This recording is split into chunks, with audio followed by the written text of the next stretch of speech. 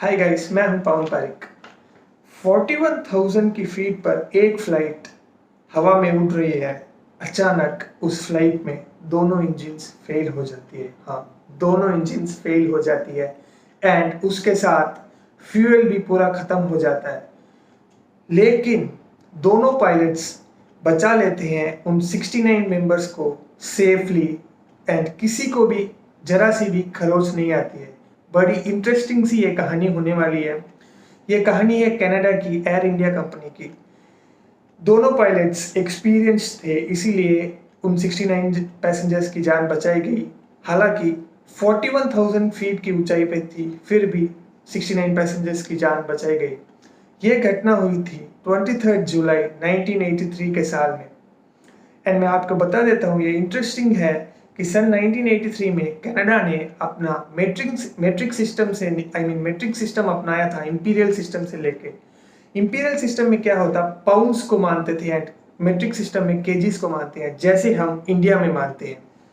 तब एक कनाडा की एक एयर कंपनी ने एयर कनाडा कंपनी ने एक नई फ्लाइट खरीदी थी एंड वो फुल्ली ऑटोमेटेड थी। जैसे ही वो अपनी फर्स्ट टेक ऑफ लेने वाले थी, उससे पहले वो एक मैकेनिक के पास गई थी एंड मैकेनिक ने इन्वेस्टिगेट किया कि फ्लाइट में कुछ प्रॉब्लम है। मैकेनिक ने अगले ही दिन पायलट को बता दिया था कि इसका मीटर गॉज नहीं चल रहा है एंड फ्यूल कितना है हम पता नहीं लगा पा रहे हैं।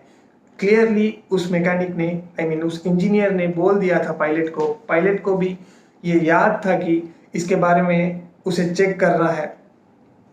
अचानक फ्लाइट के टेक ऑफ लेने से पहले पायलट जो होते हैं, मेन पायलट, वो क्या करते हैं, इंजीनियर को बुलाते हैं एंड कैलकुलेशन शुरू करते हैं। पायलट जो होते हैं वो एक अलग कागज लेके कैलकुलेशन शुरू करते हैं और जो इंजीनियर होते हैं वो भी अलग कागज लेके कैलकुलेशन शुरू करते हैं। पर मामला वहां बिगड़ता है जहां ये केजीस और पाउंड्स में गलती कर देते हैं, क्योंकि पहले अकॉर्डिंग टू कनाडा वो पाउंड्स में कैलकुलेशन करते थे एंड अभी का रूल हो गया था केजीस में। सो मेन पायलट क्या करते हैं, पाउंड्स में कैलकुलेट करना केजीस में कैलकुलेट करना शुरू कर देते हैं एंड उनका कागज खाली हो जाता है। जो इंजीनियर कैलकुलेट कर रहे थे उनका कागज होता है, पर आधी कैलकुलेशन के साथ वो कहीं चले जाते हैं, पर कागज वहीं पे छोड़ के चले जाते हैं। उस समय वो मेन पायलट क्या करते हैं, जल्दी में उन्हें भी पता नहीं होता है क्या करें, इसलिए वो पायलट जल्दी में क्या करते हैं, जो कागज आधी कैलकुलेशन के साथ था उस इंजीनियर का, वो लेके भरोसा करते हैं कि ये कैलकुलेशन सही है और बाकी कैलकुलेशन डाल के सोचते हैं कि कोई परेशानी नहीं आएगी, फ्यूल भी सही है, हम टेक ऑफ ले सकते हैं। फिर जब वो टेक ऑफ लेते हैं, 3 जगह जाना होता है, मॉन्ट्रियल से ओटावा एंड ओटावा से एडमिंटन। सिंपली कहूं तो ए से बी एंड बी से सी जाना होता है। 1995 में क्या हुआ था कि तीन पायलट्स रहते थे कॉकपिट में, लेकिन 1983 में 2 ही पायलट्स रहते थे कॉकपिट में, क्योंकि वो फ्लाइट ऑटोमेटेड थी। सिंस 1995 में भी फ्लाइट्स ऑटोमेटेड रहती थी, पर 3 पायलट्स उसमें रहते थे। आपको मैं यह जानकारी दे देता हूँ। क्योंकि वो फ्लाइट ऑटोमेटेड थी, पायलट ने पूरा भरोसा किया कि कोई प्रॉब्लम नहीं होगी। फिर वो टेक ऑफ लेते हैं मॉन्ट्रियल से ओटावा के लिए। एक्चुअली उस फ्लाइट में फ्यूल होना था 20,881 लीटर्स, बट उस फ्लाइट में एक्चुअली फ्यूल था 4,917 लीटर्स। ये बहुत बड़ी कैलकुलेशन मिस्टेक की थी उन पायलट्स ने। जब वो टेक ऑफ लिया उन्होंने मॉन्ट्रियल से ओटावा तक, सेफली वो ओटावा तक पहुंच चुके थे एंड पायलट ने सोचा कि मतलब फ्लाइट में सब कुछ सही है, आराम से चले जाएंगे हम एडमिंटन तक भी। एंड अगेन वो उन 69 पैसेंजर्स के साथ जाते हैं ओटावा से एडमिंटन तक, टेक ऑफ लेते हैं। जब वो टेक ऑफ लेते हैं, ऊंचाई पर होते हैं वो 41,000 फीट की। अचानक एक इमरजेंसी अलर्ट आता है उनके पास। वो उस अलर्ट में फ्लाइट का इमरजेंसी अलर्ट बोलता है कि लेफ्ट साइड के विंग में फ्यूल खत्म हो चुका है। एक्चुअली जैसे हमारी गाड़ी में टैंक में फ्यूल भरते हैं, वैसे फ्लाइट में क्या होता है, उनके विंग्स में ही फ्यूल भरा जाता है, राइट विंग में और लेफ्ट विंग में।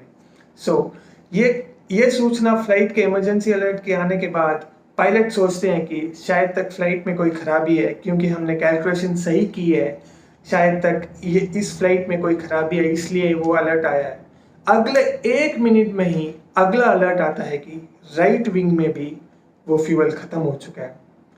फिर फ्लाइट के दोनों पायलट और 69 पैसेंजर्स बहुत ज़्यादा पैनिक हो जाते हैं। फिर दोनों पायलट सोचते हैं कि क्या करें। फिर को पायलट होते हैं जो मेन पायलट के, वो बोलते हैं कि हमें रिवर्स लेके जाना चाहिए, वहाँ पे घिमिली करके जगह है, वहाँ वो जगह खाली है और कोई यूज़ नहीं कर रहा है, हम वहाँ पे लैंड कर लेंगे। तब जो मेन पायलट होते हैं वो बहुत ज़्यादा एक्सपीरियंस्ड होते हैं, वो ऐसे कहते हैं कि हम ग्लाइडिंग टेक्निक यूज़ करेंगे। एक्चुअली ग्लाइडिंग टेक्निक जब यूज़ करते हैं तब वो फ्लाइट छोटी हो और डीजल खत्म हो गया, पर ये जो फ्लाइट थी, ये फ्लाइट बहुत ज़्यादा बड़ी थी एंड इसमें शायद ही ग्लाइडिंग टेक्निक सक्सेस होता। जो ही वो यू टर्न लेते हैं, एक सिग्नल आता है कि एक इंजन खराब हो चुकी है। दोनों पायलट्स घबराते हैं एंड उस जगह पर जाते समय अगला मैसेज आता है कि फ्लाइट की दोनों इंजन खराब हो चुकी है एंड फ्लाइट स्विच ऑफ हो चुका है।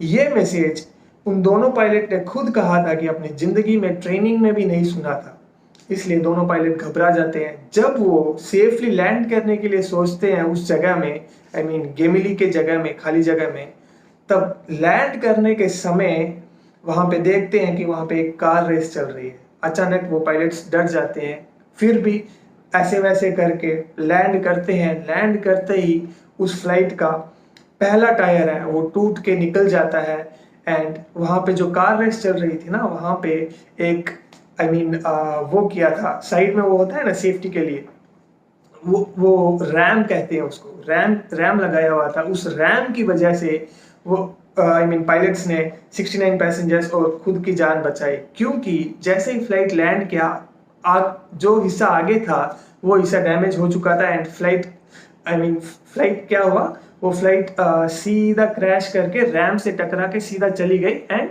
एक जगह पर रुक गई। रुकते ही फायर लग गया। वहाँ पे जो लोग थे, वहाँ पे एक छोटा मार्केट था, वहाँ पे बच्चे थे, फैमिली थी और कार रेस भी चल रही थी। उन सब ने मिलकर पानी उस पर फायर वर्क्स को फ़ोन किया एंड फायर वाले आके सारी आग को बुझा दिया। फिर पता चला कि किसी को कुछ नहीं हुआ, 69 पैसेंजर्स भी सेफ है।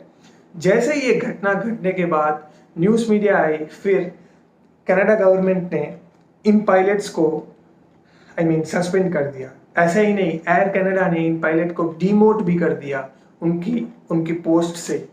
फिर कई सारे पैसेंजर्स ने कहा कि इनको ऐसी सज़ा मत दीजिए, क्योंकि इन्होंने कैसे भी करके 69 पैसेंजर्स की जान बचाई है, वो भी बहुत ज़्यादा सेफली। फिर दूसरे पायलट्स ने चैलेंज किया इस घटना को कि हम भी ऐसे कर सकते हैं। उन्होंने भी सेफ्टी मेजर्स के साथ इसी सेम लैंडिंग को ट्राई करने की कोशिश की, पर आज तक कोई भी पायलट वैसा नहीं कर पाया एंड फिर गवर्नमेंट को एहसास हुआ कि उन पायलट ने सचमुच एक चौंकाने वाला हादसा किया है। सो कनाडा की गवर्नमेंट ने फिर रिकॉग्नाइज किया उन दोनों पायलट्स को, और जब वो flight flight last take off लिया था, उस फ्लाइट ने सारे क्रू मेंबर्स उस समय फ्लाइट लैंड हुई थी, डैमेज हुई थे, वो सब क्रू मेंबर जाके उस फ्लाइट में एक लास्ट ट्रिप लेते हैं एक डेजर्ट में एंड उस फ्लाइट को वहीं पे छोड़ के आ जाते हैं, गुड बाय कह के आ जाते हैं।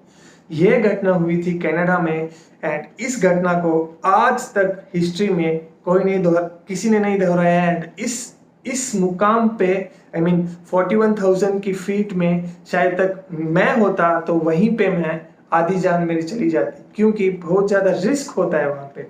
ऐसा कारनामा किया था। ये स्टोरी एक रियल स्टोरी है। मैंने कहीं से नहीं लिया, ये स्टोरी बिल्कुल रियल स्टोरी है। अगर आपको अच्छी लगी तो प्लीज़ सब्सक्राइब कीजिएगा मेरे चैनल को, सो दैट मुझे भी हौसला मिले। लाइक कीजिएगा, शेयर कीजिएगा। तब तक मिलेंगे हम अगले वीडियो में। Bye bye, cheers.